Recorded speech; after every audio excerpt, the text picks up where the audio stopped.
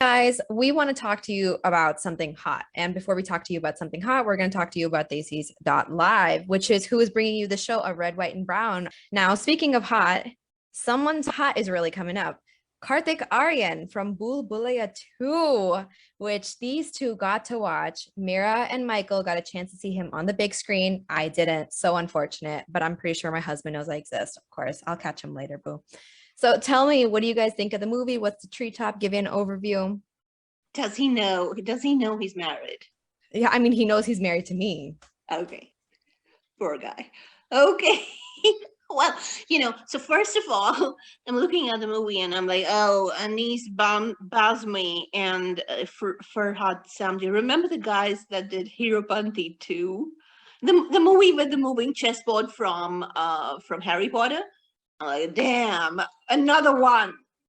So I did not have high expectations when I walked in. I did not tell Michael because I didn't want to taint his impressionable brain.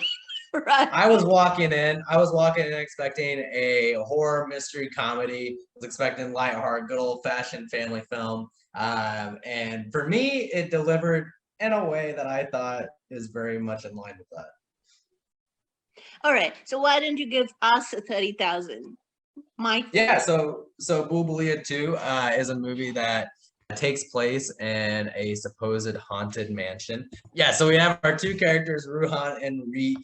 They are traveling away, and along the way, they come across this haunted mansion that is supposed to be trapped with a haunted spirit. It's also called a labyrinth. It's this elaborate estate.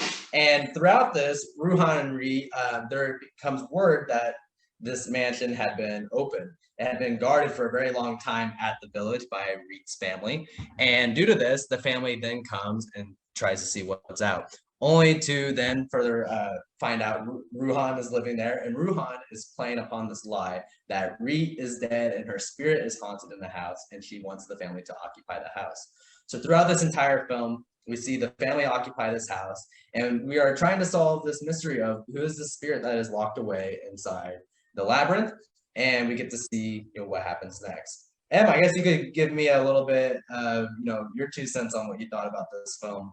Well, so I was going with really low expectations because I was expecting another Hero Panti, and I had not watched Bhulaiyaa 1 at all, even though it's supposed to be a cult classic with Akshay Kumar and Vidya Balan, and it's supposed to have been really funny. We got amazing remarks. People did not want Akshay Kumar to be replaced by Kartik Aryan because they thought nobody could do Ruhan Baba like Akshay Kumar did. But what I came back with was the fact that Kartik Aryan did deliver, although there were some scenes because the entire script needed everybody to be so cartoonish, so caricaturish, that there were times I was like, can this guy even act? Especially, remember that scene, Michael, where they're in the bus and he decides to invite her for the music festival in the snow, right. And they actually go to this tent in the snow, and they're all wearing beachwear in a ski resort and dancing. And I'm like, damn, this guy can dance, but he can't act. So I was like, oh, damn, no way. But as the movie progressed, I realized that his character is supposed to be like that. His character is supposed to be caricaturish. And the whole story is actually that she's coming back home to get married, and the bus they're on, they get off the bus to, they got 4 hours to spare. They get off the bus to go for a music festival. And while they're at the music festival, the bus that they were supposed to be on has an accident and everybody on the bus dies. So her family thinks she's dead.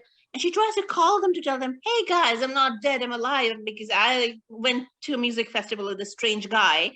But as she's on the phone, she hears her sister and her to-be husband talk to each other, and she realizes her sister is in love with her to-be husband. So she's like, oh, good, they think I'm dead, so maybe my sister will end up marrying the guy because I don't love him anyway. So she tells this guy, help me get somewhere, hide till they marry. So because if I go back, they'll marry me to him and my sister will never get her love. So let's just disappear. So he's like, okay, but where are we going to hide? We need to find a place to hide. So she's like, oh, I know my family has has a home which is supposed to be haunted. Let's go live there. So they go to this home which is supposed to be haunted, and he's like, are you for real? And she's like, well, it's just a story. I don't believe that it's haunted. And he goes and lives there, and the villagers see the lights in the house, in that mansion. So the entire family turns up there, and then now they have to create a story saying, oh, I'm here because your daughter's ghost wanted me to be here. I was with her and she died and she wanted me to come here. And he convinces them that it's the daughter's ghost that's making him do stuff. And now everybody, the entire village, believes that it's the daughter's ghost that's talking to them and her. And he convinces them that the daughter still wants the wedding to proceed, and her sister to marry the guy instead of her. So the wedding gets fixed. So that is, in brief, a 30,000 of the main plot of the movie. But I think we need to talk a little bit about it, because there was this girl who was on her way to her wedding, but then she finds a strange man and she decides, you know what, I'm going to go to a music festival because that's what all of us do, right?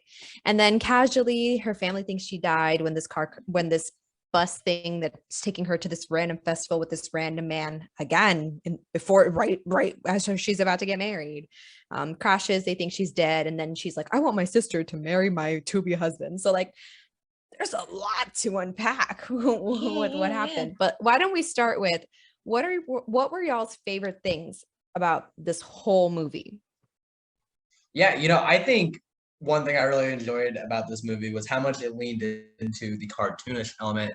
It had, not only the movie, but its characters play.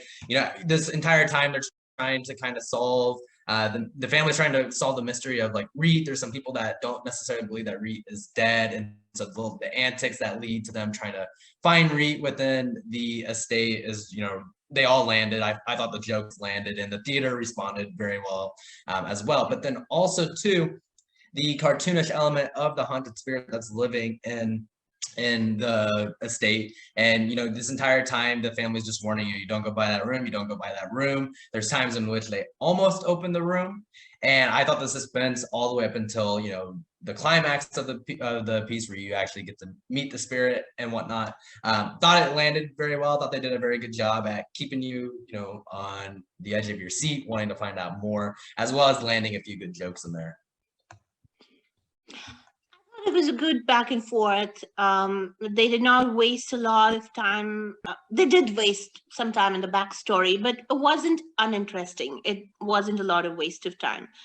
I think what really caught me was a couple of things. Of course, there were the normal Indian horror cliches like the ghost pulling your legs when you're sleeping, and the spirit having backward feet, and they kept the cliches going on, and there was some really absurd one-liners and some pretty wacky gags. I mean, okay, but they made you laugh because they were so absurd that you had to laugh. Some of them were really senseless, but it was Farhad Samji and Anis Bazmi, so what do you expect? And you could tell too that this was the direction they were wanting to go. They were definitely wanting to keep this light, cartoonish, very slapstick, extremely slapstick. Right. Yes. And then what really was a disappointment throughout was the VFX and CGI. Especially when there's a ghost involved, you expect the layering on top of the sets to be really good, and that's what was a disappointment, especially when the birds come in, or when the ghost is walking up the wall. All of those were so amateurish that even a second standard kid could do those animations. Literally. Yeah, one thing I definitely noted was that the CGI effects and a lot of the editing, gave you a very, I would say, 90s, early 2000s look to what a movie with a very low budget would probably look like at that time. I couldn't tell if some of these choices were intentional to kind of, maybe replicate One of those cult classics that we can all, remember having, pretty poor CGI. But nonetheless, there were some pretty poor editing scenes. I think maybe with a little bit better editing, some of the more like suspenseful or scary scenes could have been done a little bit better. But I do think there were some great jump scares in this that did add well to the kind of light nature of the jokes and whatnot. Absolutely. So what I'm hearing is the editing from this weekend of our selection of just shows and movies just did not land for whatever reason. Did not Everybody land. please fire your editing teams right now because we don't like them.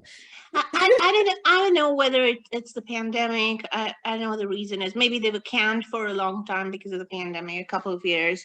I have no idea what the reason is, but whatever the reason is, the quality of the VFX and CGI was really bad. And what I don't understand is there have been some really incredible pandemic movies that we have seen that we were like, wow, this extra time with the downtime was exactly what they needed to take their shows or their movies like through the roof, next level, over the top. And they were just so well done that we were like struggling to pick at things that we didn't like. And we'd be like, oh, we maybe don't like the landscape in scene 3 for 3 seconds. But I'm struggling to figure out why that is in this case.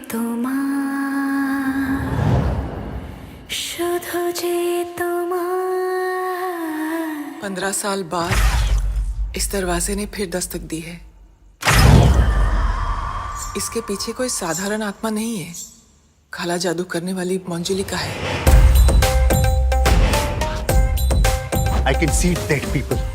बचपन से भूतों के बीच पला बड़ा हूं मैं।